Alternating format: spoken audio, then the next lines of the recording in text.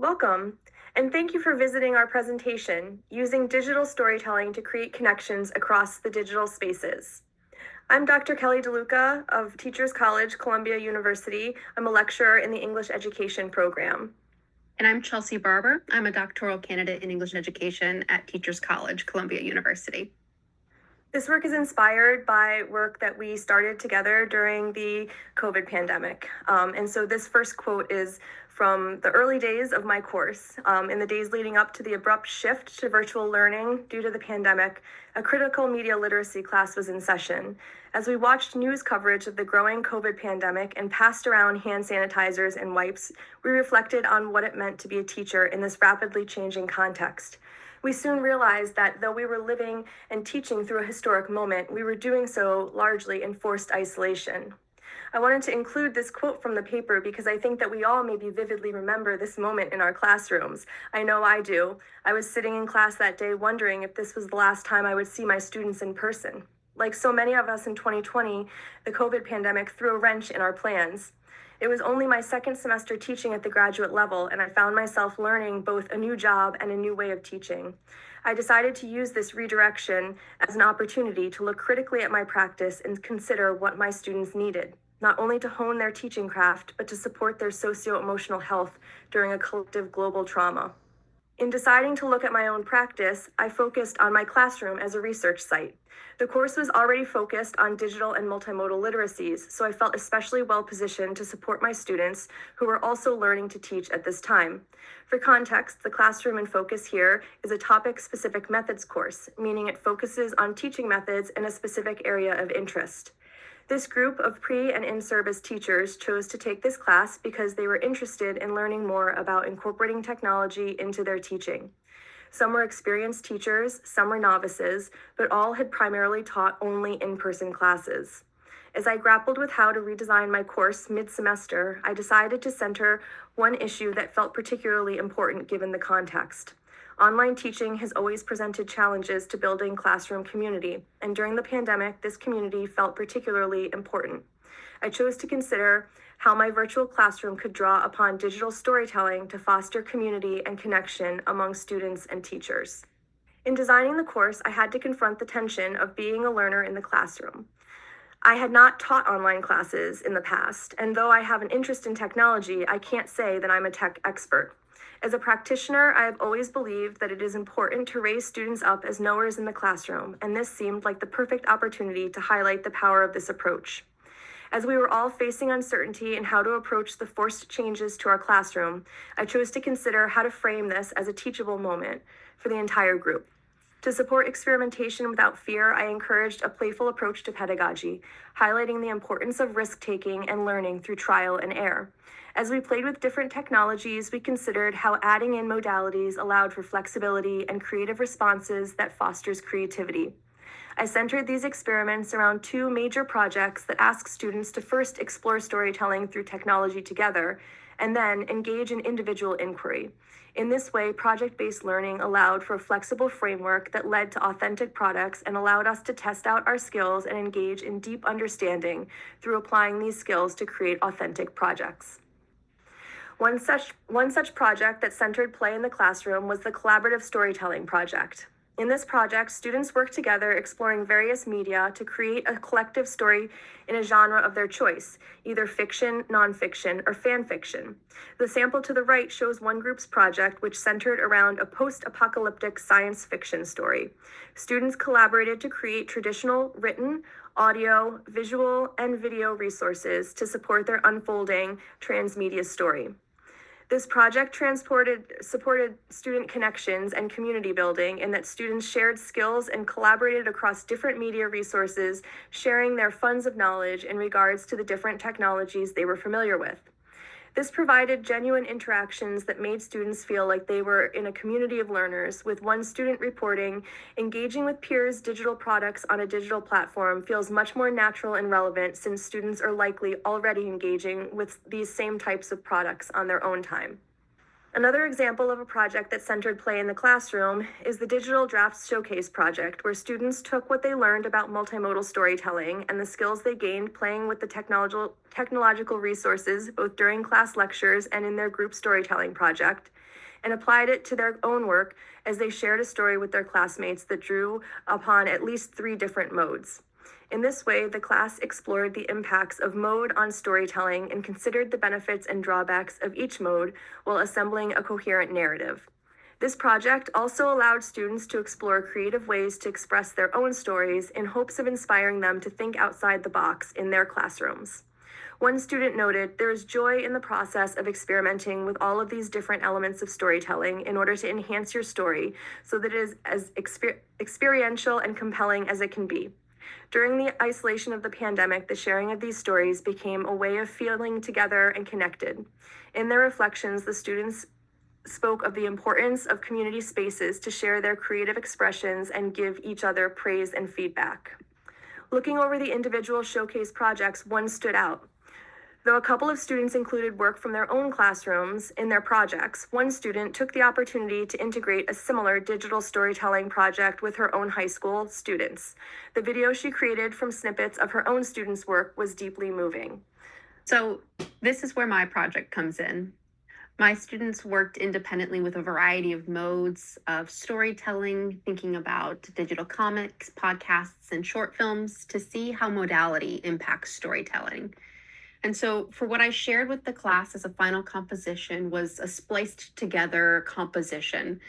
It was my students' photography, videography, dance, choreo poems that all created a collective composition.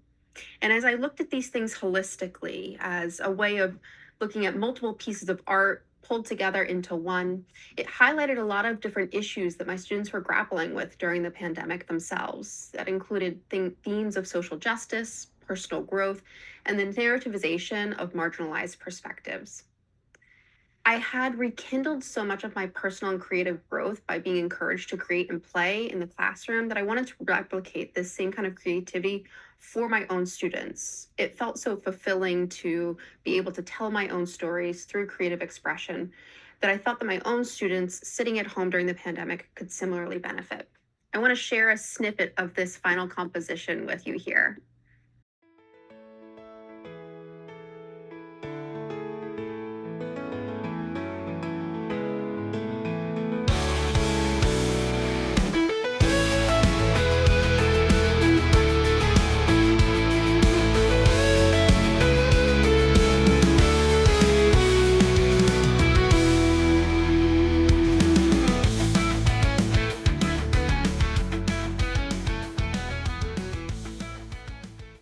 So inspired by the art that my students were already creating and also by some work I was already doing in the classroom, my students and I together dug into some of the same kinds of projects that Kelly had introduced me to as part of our graduate course.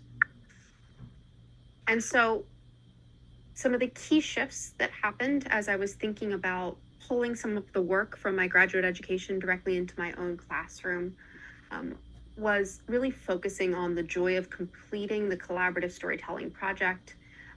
It really demonstrated for me the need for community spaces during isolation, particularly during the COVID pandemic. And so that sort of came with an anchoring into experimentation in a project that allowed students to sort of cross theory and practice and that divide by using technologies that we were learning about. And so the question that I posed to my students as I asked them to create their own final narrative projects that explored the technologies that they're interacting with daily and their own ideas, I posed the question to them, who are you becoming outside of this virtual classroom? A lot of people talk about learning loss during the pandemic, but I really wanted to emphasize that they were becoming people and they were still learning and growing even as the world felt paused. And so influenced by Jenkins' collective intelligence around pooling knowledge towards common goals, I asked students to reflect on their strengths and different modalities available to them, and then to leverage these technologies to tell their own stories.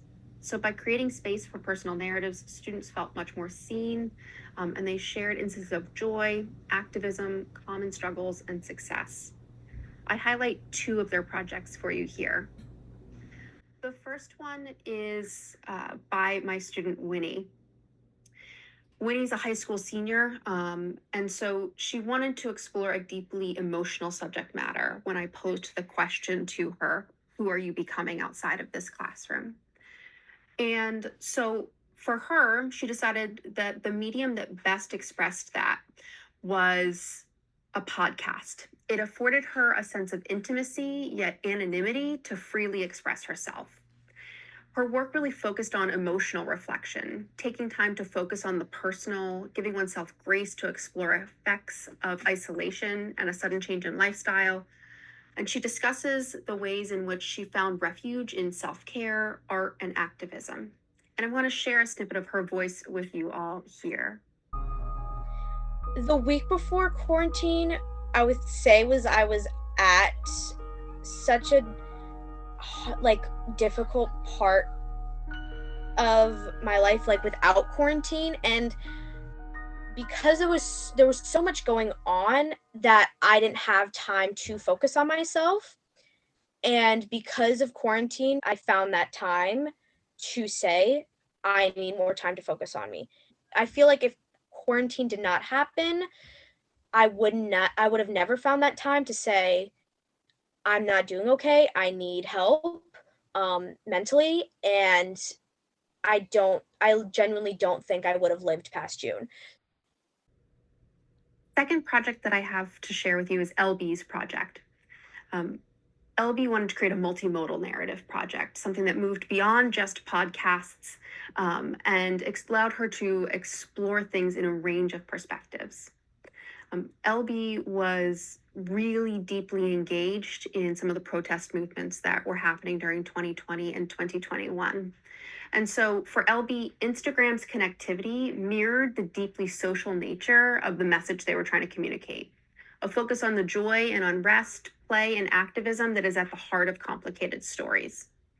And so the focus became around documenting some of these experiences of community activism via their Instagram posts.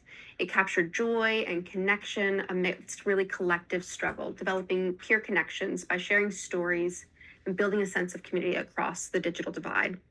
And as LB shared this during our shared Zoom session, you saw this connection come to life as students dropped in the chat. You were there, I was there too. What part of the parade were you in? What time did you get there? And all of a sudden, we moved from being on our own screens in our own homes to a deep sense of connection across some of these digital divides. As we look back on the role that reflection, play, and inquiry take in digital storytelling, we've come to a few things. One is this sense of ongoing collaboration and reflection, that it is through continuous collaboration, regular Zoom meetings, regular office chats, both with ourselves, but also between our students, that really helps us to kind of form some of this community.